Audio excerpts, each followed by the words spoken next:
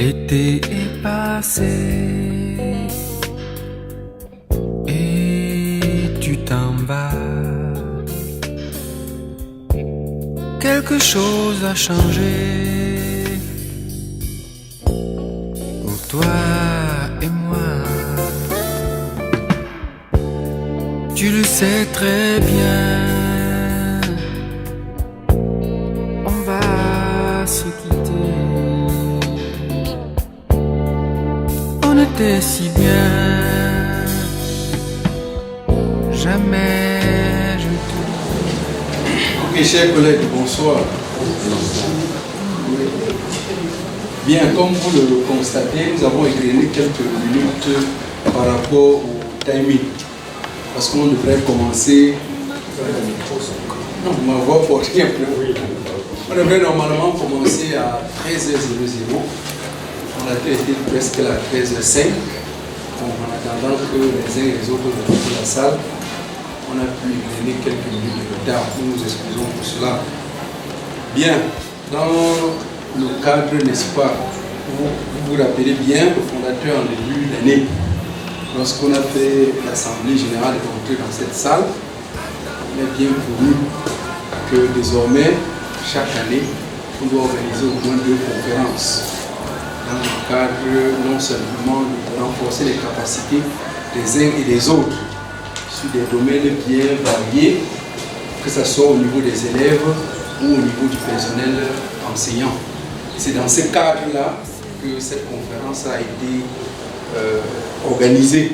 Donc le thème est une bonne alimentation, le meilleur médicament. Donc tout à l'heure, nous allons laisser donc la parole à monsieur le fondateur pour dérouler, n'est-ce pas, son exposé. Et nous allons écouter attentivement et noter pour après poser les questions. Sans plus tarder, je vais passer la parole à monsieur le fondateur. Ok, merci et je dis bonjour à tout le monde et je souhaite la bienvenue. Bon, je vais rapidement présenter le plan de cette intervention, cette conférence. Le plan est en 5 points. Premièrement, l'introduction. Le deuxième point, c'est quelques notions. Parce qu'on est quand même dans le temple du savoir et de la connaissance. C'est bien qu'on éclaircisse des notions. Ça permet de comprendre certains points plus tard, plus bas. Troisième point, le mode de vie. Quatrième point, questions-réponses. Et puis cinquième point, les conclusions. Alors, je vais directement commencer par l'introduction.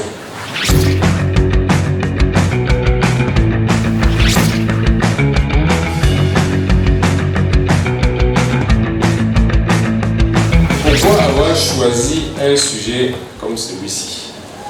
Vous voyez le titre, une bonne alimentation, le meilleur médicament. Parce que je suis très écœuré quand je vois comment les gens meurent bêtement. Je dis bêtement parce que si chacun prend soin de sa santé, il peut échapper, il peut vivre longtemps, le plus longtemps possible et échapper aux maladies que nous avons. Et vous avez vu que de manière générale, dans les hôpitaux, dans les formations sanitaires, les diagnostics sont souvent faussés. C'est-à-dire que ce n'est pas souvent bien déterminé. Les examens aussi ne sont pas de qualité, à cause souvent des produits, à cause souvent même du personnel. Donc on prend des risques, effectivement, à être malade et se retrouver dans ces conditions. Et malheureusement, dans notre pays, comme on n'est véritablement pas un état de droit, je veux dire, le droit n'est pas assez fort ici. Moi, je parle en tant que praticien. Donc, on a rarement, sinon exceptionnellement, vu un médecin, un pharmacien, un praticien de manière générale être traîné au tribunal. C'est pour ça que les gens peuvent continuer à exercer comme ils veulent. Et dans toutes ces professions-là, il y a ce qu'on appelle l'exercice illégal. Donc, il y a des gens qui portent la blouse blanche qui ne sont pas des médecins. Moi, j'avais un cousin qui avait ouvert une clinique à Kumba, qui était considéré comme un médecin. Et quand on faisait des opérations, lui, il restait à côté avec la blouse blanche, mais pour ne pas montrer qu'il ne maîtrisait pas le sujet. Donc quand on ouvrait par exemple le ventre du malade, il dit, je ne vois pas ça ici, on dit, ah, c'est ça, dit quelques mots souvent pour dire qu'il participe. On rigole, mais c'est vraiment, c'est ça le truc. Quand vous rentrez dans une structure sanitaire, vous trouvez un homme en blouse blanche, ce n'est pas forcément quelqu'un qui a fait la formation. Mais au-delà de ça, et ce qui est vrai en médecine, et vrai dans tous les autres métiers, c'est quand vous sortez que le travail commence.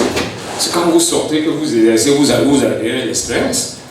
Donc, aujourd'hui, la société a fait que les gens sortent de l'école, et c'est même première chose dans la tête, comment je fais pour gagner le maximum d'argent. Parce que l'argent dans la société représente l'individu, le respect.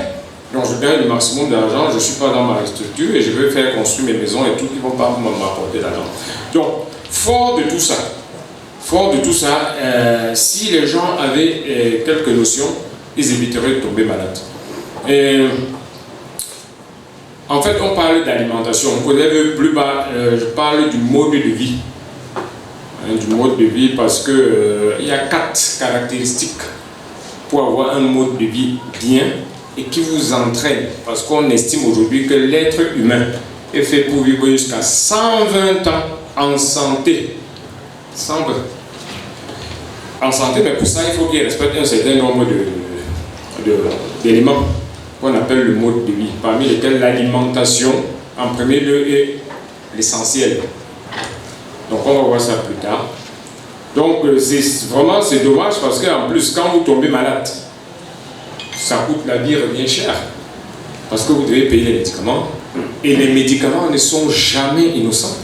Ils ont toujours des effets secondaires, surtout quand on les prend à long terme. Comme on dit, les maladies chroniques sont les maladies qui durent toute la vie. Et dire chronique, c'est aussi un aveu d'échec pour la médecine. Chronique, ça veut dire je ne peux pas te soigner, mais tu vas prendre des médicaments à vie. C'est un peu ça le truc. Donc il faudrait se mettre dans des conditions pour éviter ça. Et il y a 2 choses qu'on constate, c'est qu'il y a beaucoup d'ignorance. Pas seulement au niveau du grand public, mais aussi au niveau des chercheurs et des scientifiques. Parce qu'il y a des choses qui sont considérées comme vraies aujourd'hui, qui sont démontées demain. Et de manière générale, en science, il n'y a pas de vérité absolue. Il y a des théories qui sont valables un certain temps, qui peuvent être remises en cause. Et vous avez même beaucoup que ce soit au niveau des médicaments, des phénomènes qu'on n'explique pas. On imagine, on sort des théories, on n'explique pas, et après, on ne comprend même pas les mécanismes, mais on traite. Donc, tout ça m'a poussé à me dire, si les gens avaient un peu de connaissance, ce serait une bonne chose. Pourquoi? Imaginez quelqu'un qui conduit la voiture, qui n'a pas fait de code, il prend le sens interdit. Ce type-là est très dangereux. D'abord pour lui et pour l'autre, parce qu'il ne sait pas que le sens interdit, c'est un problème. Et donc quand il prend le sens interdit et qu'il voit une voiture venir en face de lui, il fait l'individuel, il dit dégage, parce qu'il estime que lui il a la priorité, peut-être parce qu'il est arrivé avant. Donc lui il est dangereux. Mais celui qui a fait le code et qui prend le sens interdit, c'est qu'il est en faute. Donc quand il voit l'autre venir, il se met sur le côté et il laisse passer. C'est la même chose au niveau de notre santé et surtout de notre alimentation. Si les gens mangent, se comportent d'une certaine façon par ignorance, mais si vous savez et que vous n'adoptez pas l'attitude qui va permettre d'améliorer votre état de santé, il n'y a pas de problème. Mais au moins le jour où vous allez à l'hôpital et qu'on vous dit « Ah, il y a ça », vous pouvez maintenant prendre conscience, vous dire « Ça, j'avais pris le mauvais chemin, je vais changer de chemin pour retrouver ». Donc voilà en gros ce qui m'a poussé à choisir un sujet comme ça. Et normalement on devait essayer de, entre guillemets, banaliser ces notions-là. Donc je finis avec l'introduction, j'arrive au niveau des notions, quelques notions qu'il faudrait avoir. Je vais un peu travailler au tableau, faire quelques notions, parce que comme je vous dis, on est dans le temps du savoir et de la connaissance. Ces notions-là vont nous aider à comprendre des choses, parce que quand on comprend ces choses-là, ça reste une fois. Et je vais essayer d'être au maximum le plus clair possible pour 2 raisons. La première raison, comme je vous dis, on est quand même ici, on va transmettre le savoir. Mais la deuxième chose, c'est pour vous permettre aussi d'aller faire les recherches. Parce que quand vous avez les noms, vous pouvez rentrer dans Internet, lire pour votre propre éducation et permettre comme ça, transmettre comme ça l'éducation autour de soi, des enfants et tout le monde.